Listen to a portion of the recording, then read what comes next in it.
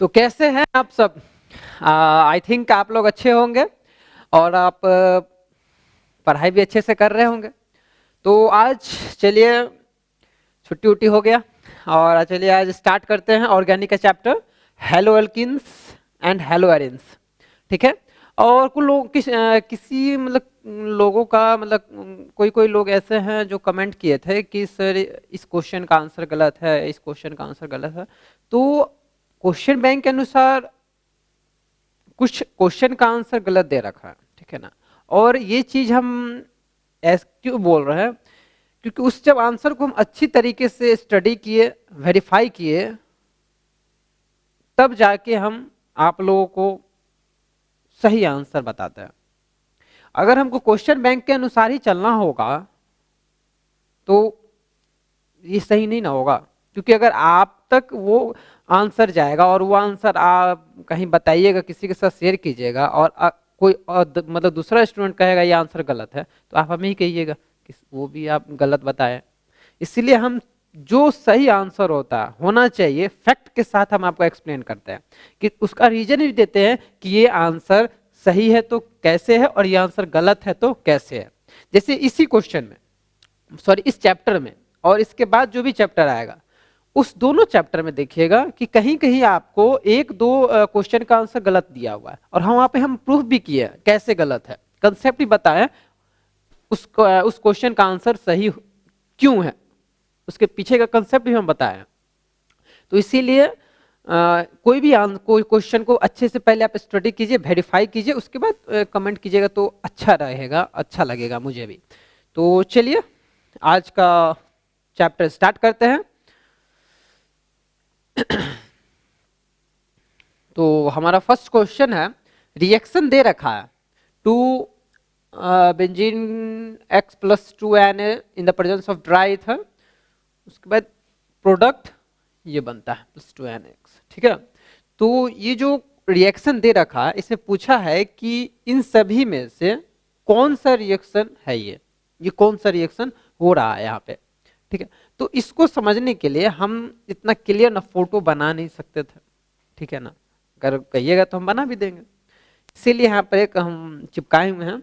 तो इस रिएक्शन के मैकेनिज्म को पहले समझते हैं, क्योंकि कंसेप्ट को समझना बहुत जरूरी है, रटना जरूरी नहीं है। रटने से सिर्फ और सिर्फ आप फर्स्ट डिवीजन हो सकते हैं, लेकिन एक अच्छा मेरिट वाले स्टूडेंट नहीं बन सकते हैं, कभी नहीं बन सकते हैं, ठीक है। मेरिट बनाइए, ठीक है ना। फर्स्ट डिवीजन या मतलब हाई स्कोर करना मत जानिए, हाई स्कोर कीजिए लेकिन मेरिट के साथ, ठीक है। चलिए अब इस क्वेश्चन को स्टार्ट करते हैं। तो इसका जो मैकेनिज्म दिया हुआ है, ये कैसे होता है, ये इसका मैकेनिज्म है, ठीक है ना। ये मैकेनिज्म दिया हुआ है और इसको आप हम चलिए डिस्कस करते हैं। तो देखिए यहाँ पे ये जो कंपाउंड दे रखा है, ठीक है ना, इस यहाँ पे देखिए ये कंपाउंड है ना, ठीक है। तो यहाँ पर से जब ये लिविंग ग्रुप चला जाएगा, ये क्या है, ये लिविंग ग्रुप है, ठीक है ना। ये तो आप अच्छे से जानते हैं, ये लिविंग ग्रुप होता है, ठीक है। ये लिविंग ग्रुप है। लिविंग ग्रुप जब यहां से गया, ठीक है ना, यहां गया तो ये Na रेडिकल आया, ठीक है ना। यहां पे ये 2Na क्यों दिया है, कारण है क्योंकि अगर एक Na होगा तो वो Na रेडिकल के फॉर्म में होगा, ठीक है। और 2Na हो गया मतलब Na और Na ज्वाइन होके रेडिकल मतलब सिंगल इलेक्ट्रॉन, तो ए सिंगल इलेक्ट्रॉन जुड़ गया, इसीलिए यहां पर 2 मॉलिक्यूल्स ऑफ Na दिया। समझ में आ गया क्यों दिया, इसीलिए हम सिंगल लेके समझते हैं अभी, तब जाके अपने आप डबल में समझ जाएंगे। तो पहले सिंगल लेके चल, तो सिंगल Na है, तो सिंगल Na लिविंग ग्रुप चला गया, तो एक ही इलेक्ट्रॉन का Na को जरूरत है, तो एक इलेक्ट्रॉन ले लिया, तो एक इलेक्ट्रॉन छोड़ दिया, ठीक है ना। तो यहाँ पे आ गया, फिर यहाँ पे एक रेडिकल बन जाएगा, देखिए रेडिकल बन गया और लिविंग ग्रुप Na के साथ जुड़ गया तो NaX हो गया, क्या बन गया, फिनाइल रेडिकल। अब फिनाइल पे रेडिकल आ गया तो फिनाइल रेडिकल हो गया। अब जब ड्राई ईथर डालते हैं तो ये क्या करता है कि फिनाइल रेडिकल है ना, ये इसी के जैसा एक और प्रोडक्ट बना देता है, इसी के जैसा एक और प्रोडक्ट बाई प्रोडक्ट बन जाता है। तो दोनों जब प्रोडक्ट जुट जाएगा तो इस तरीके से देखिए ये रेडिकल एक दूसरे को जोड़ लेगा, ठीक है ना। ये आपस में सहमति से बॉन्ड बना लेते हैं, ठीक है ना, तुम अकेले हम अकेले। चलिए रिएक्शन कर लेते हैं, रिएक्शन कर लिया रिएक्शन हो गया, दोनों में रिएक्शन, अब क्या बन गया, डाइफिनाइल, ठीक है ना, रेडिकल रेडिकल जुट गया, डाइफिनाइल बना लिया। तो जब ये डाइफिनाइल बन जाता है, ये क्या है, डाइफिनाइल है ना, और रिलीज क्या हुआ, 2 moles of NaX, sorry 2 moles of NaX, ठीक है ना। और देखिए एक रेडिकल बना तो 1 मोल ऑफ NaX बना था, लेकिन दो फिनाइल रेडिकल जुड़ गया तो 2 मोल ऑफ NaX बन गया। मतलब ये क्वेश्चन का आंसर सेटिस्फाई कर रहा है ना। आप इसमें भी पूछेगा सर ये आंसर नहीं, ये आंसर होना चाहिए, तो आप ये गलत बात है, ठीक है। तो यहां पर क्या बन गया, डाइफिनाइल बन गया, समझ में आया होगा। तो इसका आंसर क्या होना चाहिए, ये जो रिएक्शन है वो कौन सा रिएक्शन के थ्रू होता है, फिटिक रिएक्शन के थ्रू होता है, ठीक है। तो इसका आंसर फिटिक रिएक्शन होगा। एक बार अच्छे से आप देखिए, चलिए next, the reaction between alkyl halide and sodium metal is called, मतलब कि रिएक्शन जो है अल्काइल हैलाइड और सोडियम मेटल के बीच में कौन सा रिएक्शन होता है, अल्काइल हैलाइड और सोडियम मेटल के बीच में कौन सा रिएक्शन होता है, ये क्वेश्चन पूछ रहा है। इसमें से कुछ ऑप्शन भी दे रखा, तो चलिए इसको अच्छे से एक्सप्लेन करते हैं। बोला है the Wurtz reaction is a coupling reaction, Wurtz reaction जो है वो कपलिंग रिएक्शन है, in which 2 alkyl halides are reacted with sodium metal, मतलब 2 alkyl halides, 2 alkyl halides reaction करते हैं किसके साथ, सोडियम मेटल के साथ in the presence of dry ether solution to form a higher alkane, क्या बनाने के लिए, हायर अल्केन बनाने के लिए। तो देखिए अब यहां पर रिएक्शन अल्काइल हैलाइड है ना, 2 moles of alkyl halide plus 2 moles of Na form alkane, higher alkane, देखो अल्केन बना दिया ना, देखिए बना दिया ना अल्केन, RR सिंगल बॉन्ड वाले क्या होते हैं, अल्केन होते हैं। तो बन गया, और 2 moles of Na plus X minus बाहर हो गया। इसके पीछे भी यही बताए थे, फर्स्ट नंबर क्वेश्चन में यही बताए थे ना, 2 मोल्स ऑफ NaX, ठीक है। तो ये कौन है यहाँ पे, वुर्ज रिएक्शन। लेकिन आप कहिएगा सर यहाँ पे आपको फिटिक रिएक्शन कैसे हो गया, बात तो सही, लेकिन यहाँ पे जो मैकेनिज्म है ये अलग प्रकार का मैकेनिज्म है और यहाँ पे अलग है। देखिए किससे क्या बन रहा है इस बात पे भी आपको निर्भर करना होगा, क्या प्रोडक्ट बन रहा है, ठीक है ना। आगे चल के हम आपको और क्वेश्चन दिखाएंगे जैसे जहां इस तरीके कंफ्यूजन पैदा हो सकता है, जैसे यहां पे देखिए ये अल्काइल हैलाइड्स है ना, तो किसके साथ रिएक्शन हो रहा है ये जरूरी है। रिएक्टेंट क्या है, कैटालिस्ट तो ठीक है, रिएक्टेंट को भी देखना पड़ेगा, रिएक्टेंट क्या है, ठीक है ना। तो ये सब चीज एक एक छोटी छोटी बात ना बहुत बहुत कंफ्यूजन पैदा कर सकता है, इसलिए इसको अच्छे से समझिएगा।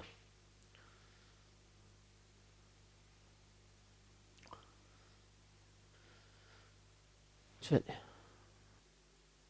तो चलिए नेक्स्ट क्वेश्चन पे चलते हैं। इसमें क्वेश्चन में पूछा है the product of the reaction, मतलब C2H5Br in the presence of alcoholic KOH, तो प्रोडक्ट इज, मतलब इसका इस रिएक्शन का प्रोडक्ट पूछा है, ठीक है ना। इस क्वेश्चन को चलिए अच्छे से समझते हैं। बोला है कि ये जो है C2H5Br ये इथाइल अल्कोहल जब रिएक्ट करेगा in the presence of alcoholic KOH तो क्या बनेगा, मतलब ethyl alcohol reacts with alcoholic KOH to form क्या, तो इथीन, ठीक है ना। कैसे, तो चलिए वही बताते हैं आपको।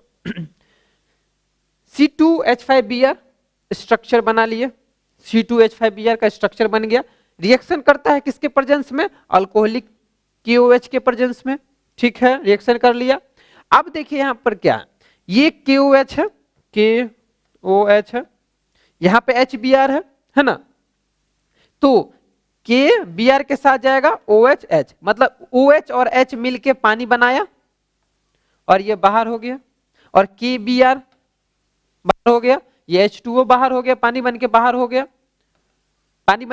गया, तो हमारा फाइनली प्रोडक्ट क्या बन गया, इथीन, है ना, डबल बॉन्ड, तो अल्केन अल्कीन अल्काइन, इन वाला डबल बॉन्ड वाला, तो इन डबल बॉन्ड वाला हो गया, तो क्या बन गया, इथीन। तो आंसर क्या होगा, इथीन में CH2 double bond CH2 that is A, ठीक है। आप समझ में आया तो आया होगा।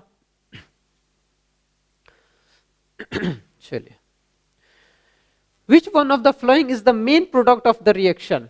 इस ये जो रिएक्शन दिया इसका मेन प्रोडक्ट क्या होगा इस रिएक्शन का? तो रिएक्शन दे रखा है CHCl3 plus O2 in the presence of light.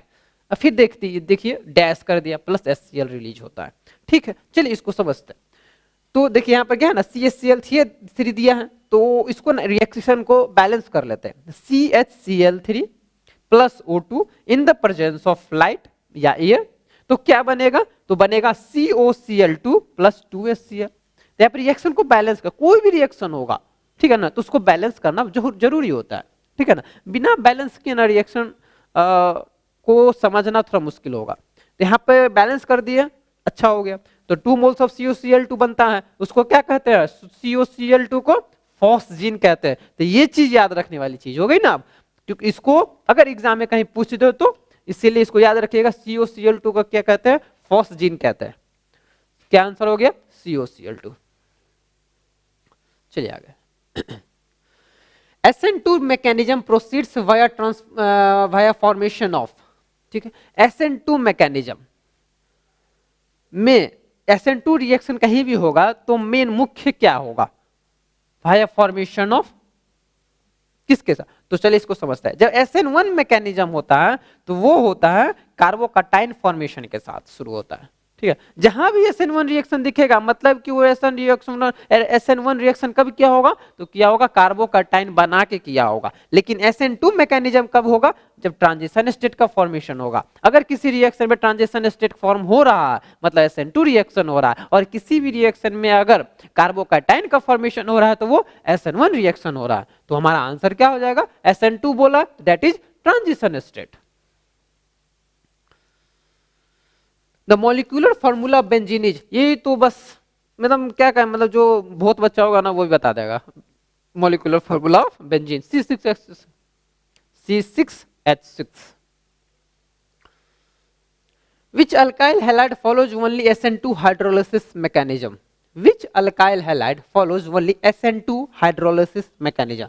मतलब इन सभी में से कौन ऐसे अल्काइल हैलाइड हैं जो SN2 हाइड्रोलिसिस मैकेनिज्म को फॉलो करते हैं? तो वो है CH3CH2X। अब देखिए ये सब जो ग्रुप है CH3 मिथाइल ग्रुप जो है ये बल्कि ग्रुप हो जाते हैं, ठीक है ना। अगर बल्कि ग्रुप हो जाएंगे तो कोई भी जो आएगा अटैक करने, कोई फॉरेन सब्सटेंस आएगा अटैक करने के लिए, तो उसके पास जगह, उसको जगह नहीं मिलेगा ना, क्योंकि जो मॉलिक्यूल है, जो कंपाउंड है वो ऑलरेडी क्राउडेड है, मतलब कि घिरा हुआ है, तो उसको जगह नहीं मिलेगा रिएक्शन करने के लिए। तो इसीलिए ये देखिए यहाँ पे कितना होगा, भारी ग्रुप है, बड़ा सा ग्रुप है। इसको अब फौरन जब ये लिविंग ग्रुप भागेगा जाएगा तो कोई आएगा अटैच करने के लिए, रिएक्शन करने के लिए, तो उसको आने नहीं देगा। फिर यहां भी देखिए CH3, 3 मॉलिक्यूल ऑफ CH3, मतलब कि इस तरीके का।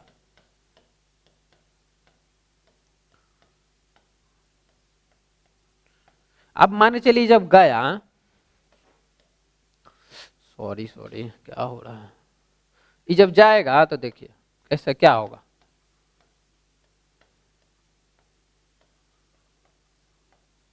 ये लिविंग ग्रुप गया, आ गया +4, ठीक है।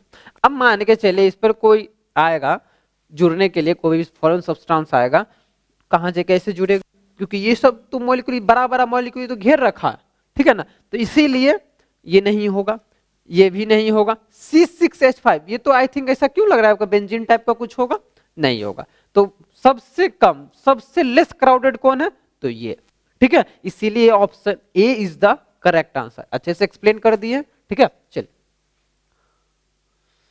Rate of hydration in aqueous acid will be in the order, मतलब कि रेट ऑफ हाइड्रेशन, ठीक है ना, rate of hydration in aqueous acid बोला, will be in the order. इस सब जो है इसका का रेट ऑफ हाइड्रेशन निकालना है। तो I think rate of hydration ना हम केमिकल काइनेटिक्स या कोई चीज में ना हम बताए हैं, ऐसा कोई चैप्टर में हाइड्रेशन निकाल, जैसे हाइड्रेशन किसी भी कंपाउंड का अगर हाइड्रेशन निकालते हैं तो वो कंपाउंड भारी हो जाता है, उसका मोबिलिटी पावर कम हो जाता है, ठीक है। ये सब चीजें हम आपको बताए हैं, इसलिए ना कहते हैं कि ये सब कंसेप्ट हमको बताना पड़ता है ताकि आपको कोई ना कोई चैप्टर में मिल जाए और वहां इस कंसेप्ट को लगा के आप बना सकें, ठीक है ना। इसको ज्यादा नहीं समझे, हम ज्यादा नहीं बता रहे हैं।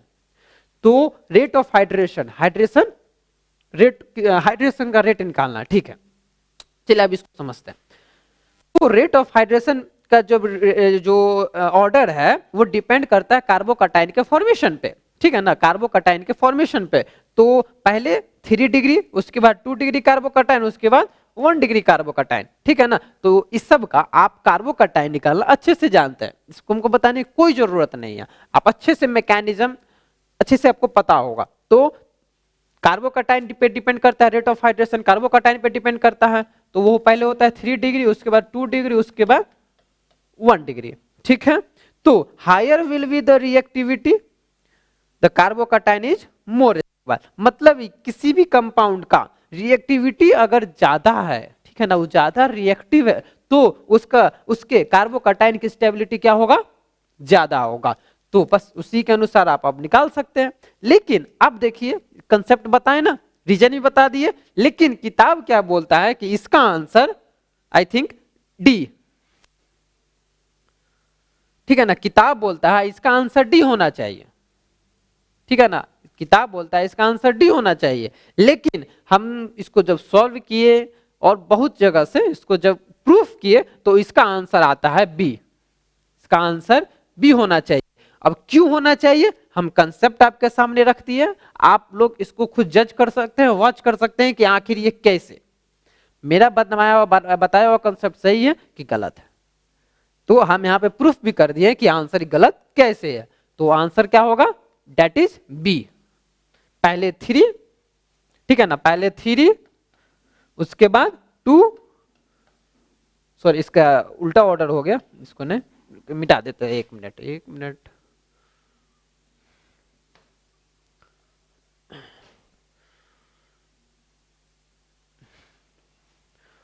पहले 3, यार क्या हो रहा है, पेन पहले 3, उसके बाद 2, उसके बाद 1, ठीक है। तो ये ऑर्डर होगा, ये this is the correct order, ठीक है ना, ये ऑर्डर, यही ऑर्डर होना चाहिए, ठीक है। चलिए, वैलेंसी ऑफ कार्बन इज, ये तो हो गया बच्चा वाला जब सवाल। तो कार्बन का वैलेंसी क्या होगा, 4 होगा, सोचना ही नहीं है ना। Single bond length between carbon and carbon is, मतलब कि जब कार्बन एक दूसरे से अटैच होगा थ्रू अ सिंगल बॉन्ड, तो उसका बॉन्ड लेंथ क्या होगा। चलिए इसका बॉन्ड लेंथ क्या होगा, 1.54 एंगस्ट्रॉम होगा, ठीक है। लेकिन वही पूछ दे कि जब कार्बन कार्बन डबल बॉन्ड से जुड़ा रहेगा तो उसका बॉन्ड लेंथ क्या होगा, तब उसका बॉन्ड लेंथ हो जाएगा 1.34 एंगस्ट्रॉम। और कार्बन अगर कार्बन और कार्बन 3 बॉन्ड से जुड़ा रहेगा तब उसका बॉन्ड लेंथ हो जाएगा 1.20 एंगस्ट्रॉम। इसीलिए ये सब चीजें हम बता दिए पहले से ना, ताकि अगर क्वेश्चन अल्टरनेट कर दे तो इसीलिए इसका आंसर क्या हो जाएगा 1.54 एंगस्ट्रॉम। यार क्या हो रहा है, ठीक है, 1.54 एंगस्ट्रॉम, ठीक है। ये सब भी डेटा याद रखिएगा, ज्यादा हम बड़ा नहीं दिए ना। Alkyne gives which of the following reaction, alkyne जो है इन सभी में से कौन सा रिएक्शन देता है। अब इसका किताब बोलता है कि आंसर सी होना चाहिए, ठीक है, लेकिन प्रैक्टिकली अगर बात करें तो अल्कीन एडिशन रिएक्शन ही सिर्फ देता है, ठीक है ना, वो सब्स्टिट्यूशन रिएक्शन नहीं देता है, ठीक है ना। तो अब किताब के अनुसार तो हम नहीं चल सकते ना, क्योंकि बहुत लोग गेस्ट पेपर पढ़े होंगे, ब्रिलियंट का क्वेश्चन बैंक भी पढ़े होंगे, तो वहां देखे होंगे सर ये तो क्वेश्चन आंसर सी होना चाहिए, लेकिन नहीं, आंसर सी नहीं होगा, आंसर ए होगा, ठीक है। कैसे, चलिए आपको बताते हैं। अल्किन्स आर अनसैचुरेटेड हाइड्रोकार्बन है, अच्छे जानते हैं अल्किन्स क्या, अनसैचुरेटेड हाइड्रोकार्बन है। और अल्किन जो एक दूसरे से डबल बॉन्ड से जुड़े हुए रहते हैं, सो जनरली ये एडिशन रिएक्शन देते हैं, ठीक है। तो क्या होगा answer, option number A is the correct answer. तो बुक पे नहीं जाना है, कंसेप्ट पे जाना है। Which of the following is an electrophilic reagent, इन सभी में से कौन सा इलेक्ट्रोफिलिक रिएजेंट, इलेक्ट्रोफिलिक रिएजेंट, चलिए इसको समझते हैं। तो आई थिंक BF3 के बारे में सोचते हैं। तो BF3 क्या है, has a vacant p orbital. BF3 जो है B के पास वैकेंट p ऑर्बिटल है, ठीक है। दो the boron atom of boron trifluoride has 3 valence electron that combine with 1 electron of each fluorine atom to form 3 covalent bond. मतलब कि boron जो है उसके पास वैकेंट पी ऑर्बिटल खाली है, ठीक है, खाली है। फिर बोला कि बोरोन एटम जो the boron atom of boron trifluoride has 3 valence electron, मतलब कि बोरोन जो है, बोरोन के पास 3 वैलेंस इलेक्ट्रॉन हैं। तो बोरोन के पास 3 वैलेंस इलेक्ट्रॉन है, तो F क्या करेगा, वो एक एक के साथ F के साथ बॉन्ड बना लेगा और 3 कोवैलेंट बॉन्ड बनाएगा, और जो वो बॉन्ड बनाएगा वो कोवैलेंट बॉन्ड बनाएगा, मतलब कि एक इलेक्ट्रॉन मेरा एक इलेक्ट्रॉन तेरा, चलो बॉन्ड बनाते हैं। तो बना लिया बॉन्ड, एक बॉन्ड एक इलेक्ट्रॉन दिया बोरोन और एक इलेक्ट्रॉन दिया फ्लोरीन, दोनों मिलके क्या बना लिया, बॉन्ड। और वो कौन सा बॉन्ड, कोवैलेंट बॉन्ड, ठीक है। तो इसमें से आंसर क्या आ जाएगा, BF3। BF3 इलेक्ट्रोफिलिक रिएजेंट करेगा। Next, catenation property is maximum in, तो कैटिनेशन प्रॉपर्टी किसका मैक्सिमम होगा, तो वो होगा कार्बन का है, because carbon carbon bond energy ज्यादा होता है, ठीक है ना, जिसको हम टेट्रा वैलेंसी भी ना कहते हैं, तो कार्बन।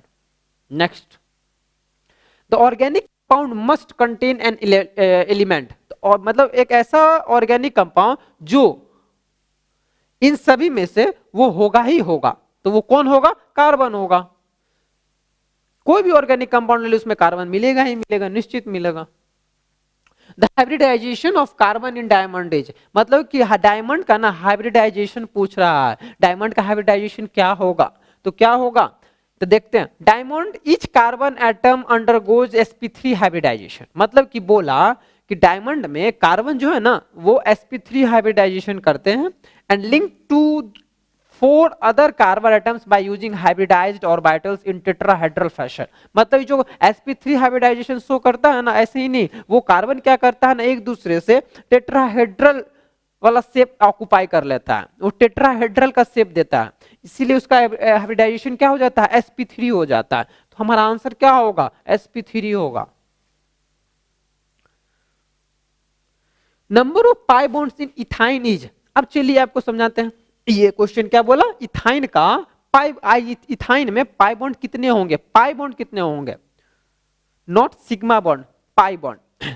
तो एक चीज आपको पता होगा कि अल्केन अल्कीन अल्काइन, अल्काइन मतलब ट्रिपल बॉन्ड, तो इथाइन मतलब ट्रिपल बॉन्ड, तो ट्रिपल बॉन्ड है ना, ट्रिपल बॉन्ड। इसमें क्या बोला है, number of pi bonds, pi bond. तो एक बार बताइए ये क्या है, कौन सा बॉन्ड है, ये सिग्मा बॉन्ड, एकदम सही। ये कौन सा बॉन्ड है, सिग्मा बॉन्ड है, ठीक है। फिर 3 है ना, तो 3 में से एक सिग्मा होता है, 2 पाई होता है, तो इसमें से ये वाला कौन है, कौन है, कौन है, सिग्मा बॉन्ड है, एकदम ठीक। ये जो 2 को बच गया वो क्या है, पाई बॉन्ड है। तो इसमें पूछा क्या है, नंबर ऑफ पाई बॉन्ड, तो आंसर क्या हो जाएगा, 2। और कोई पूछेगा सिग्मा बॉन्ड कितना है, तो क्या बोलिएगा, 3। कितना हो गया, 1 2 3 sigma bond and 2 pi bond. चलिए, hybridization of carbon in ethane is, अब इथेन का हाइब्रिडाइजेशन पूछा, देख रहे हैं ना, हाइब्रिडाइजेशन पे कितना क्वेश्चन पूछ रहा है। तो इसमें पूछा है इथेन का हाइब्रिडाइजेशन क्या, मतलब अल्केन मतलब सिंगल बॉन्ड वाला, तो सिंगल बॉन्ड वाला इथेन, ये जो इथेन होगा उसमें सिंगल बॉन्ड होगा, उसका हाइब्रिडाइजेशन क्या होगा, तो sp3 होगा। बना के देख लीजिए ना, अब ये सब भी हम ही करेंगे तब तो बहुत बुरी बात है ना। General formula of alkene is, alkyne का जनरल फॉर्मूला पूछा, अल्केन अल्कीन अल्काइन, अल्कीन में डबल बॉन्ड वाला है, ओ डबल बॉन्ड वाला का जनरल फॉर्मूला क्या होगा, तो क्या होगा, CnH2n होगा, ठीक है। हम ऐसे याद रखते हैं, हमें कभी कंफ्यूज हो जाता है ना कि अल्केन अल्कीन अल्काइन में, तो इस तरीके से याद रखते हैं। The compound having general formula CnH2n+2 is, मतलब ये जो जनरल फॉर्मूला दिया है CnH2n+2, ये किसका है, तो किसका है ये, तो ये सब तो आपको याद रखने वाली चीजें, अल्केन का है, ठीक है। इसमें तो हम कुछ बता भी नहीं पाएंगे क्योंकि ये सब सीधा सीधा याद रखने की चीज है। The antiseptic action of CHI3 is due to, मतलब कि CHI3 का एंटीसेप्टिक का एक्शन क्या है, तो एंटीसेप्टिक एक्शन CHI3 का क्या है, तो चलिए देखते हैं। CH3 को आयोडोफॉर्म कहते हैं, आयोडोफॉर्म। ये क्या होता है, ये पेल येलो कलर का होता है, ठीक है ना, क्रिस्टलाइन होता है और ये वोलाटाइल भी होता है, ठीक है। इसको हम एंटीसेप्टिक के रूप में यूज करते हैं। तो ये जो बोला फिर, this property of CH3 is due to liberation of free iodine in a reaction, ठीक है। मतलब कि ये जो CH3 का ये जो फॉर्म है, इस तरीके का जो रूप है, वो कैसे आ गया, तो आया liberation of free iodine in reaction, मतलब इन रिएक्शन में आयोडीन का free, liberation of free iodine मतलब आयोडीन का निकलना, रिएक्शन में से आयोडीन का निकलना ही CH3 का ये प्रॉपर्टी देता है। क्या प्रॉपर्टी देता है कि वो पेल येलो कलर का हो जाता है, क्रिस्टलाइन हो जाता है, वोलाटाइल हो जाता है, ठीक है। तो आप तो समझ में आ गया, तो इसका आंसर क्या हो जाएगा, लिबरेशन ऑफ फ्री आयोडीन, ठीक है, in a reaction. Alkyl halide is converted into alcohol by, मतलब कि अल्काइल हैलाइड जो है इज कन्वर्ट हो जाता है इनटू अल्कोहल, अल्कोहल में कैसे, कैसे आप देखिए, इस चीज को समझने के लिए आपको इतना कुछ हम बताएं, बताना पड़ रहा, नहीं बताएंगे आपको समझ में नहीं आएगा, हम डायरेक्ट टिक मार के चल देंगे, कहेगा जा तो कुछ बताए भी नहीं किए, तो बताते हैं। Alkyl halide on alkaline hydrolysis get converted into alcohol, ठीक है। एक चीज और हम बताएंगे कि बुक सब में क्या है, कि ये चैप्टर हो गया या नेक्स्ट चैप्टर ऑर्गेनिक में बेसिकली देखें कि ना वो कैटलिस्ट नहीं देता है, ठीक है ना, और वो क्वेश्चन ऑर्गेनिक के क्वेश्चन को क्लियर भी नहीं करता है, तो अटेंटिव आपको रहना पड़ेगा, ठीक है ना, बार बार बता रहे एग्जाम में भी आप अटेंटिव रहिएगा, और जितना भी नेम रिएक्शन है उसको एक बार अच्छे से पढ़ के जाइएगा, ठीक है, क्योंकि नेम रिएक्शन में क्या है ना, आपको रिएजेंट से पहचानना पड़ेगा कि वो कौन सा रिएक्शन है, रिएजेंट से पहचानना पड़ेगा, क्योंकि वहां पे कैटलिस्ट दिया ही नहीं है। हम आगे चलेंगे तो आगे आपको दिखा देंगे, बता देंगे कि देखिए यहाँ पर कैटलिस्ट दिया ही नहीं है, तो उस परिस्थिति में आप क्या कीजिएगा, इसीलिए रिएजेंट से भी, रिएजेंट को भी याद रखना जरूरी है। इसको कुछ देखते हैं। This takes place by a nucleophilic substitution reaction, मतलब कि ये जो है अल्काइल हैलाइड से अल्कोहल का बनना, ये एक न्यूक्लियोफिलिक सब्स्टिट्यूशन रिएक्शन है, where X atom is substituted by a nucleophile that is OH group, मतलब कि ये जो X है ना, मतलब ये लिविंग ग्रुप है, ये छोड़ के चला जाएगा, ये रुकेगा नहीं, जब ये चला जाएगा तो इसके जगह पे कौन आ जाएगा, OH ग्रुप आ जाएगा, X के जगह पे OH ग्रुप आके जुड़ जाएगा, इसीलिए इसको कहते हैं न्यूक्लियोफिलिक सब्स्टिट्यूशन रिएक्शन। तो इसका आंसर क्या होना चाहिए, सब्स्टिट्यूशन रिएक्शन। आगे थोड़ा और देख लेते हैं। The primary alkyl halides undergo nucleophilic substitution by SN2 mechanism, और इसमें जो मैकेनिज्म यूज होता है वो SN2 मैकेनिज्म होता है, और अभी बताएं SN2 मैकेनिज्म होगा मतलब फॉर्मेशन ऑफ ट्रांजिशन स्टेट, बताए थे अभी। While tertiary alkyl halides follows SN1 reaction, SN1 mechanism, जबकि tertiary alkyl halide, tertiary alkyl halides SN1 mechanism से अल्कोहल बनाएगा।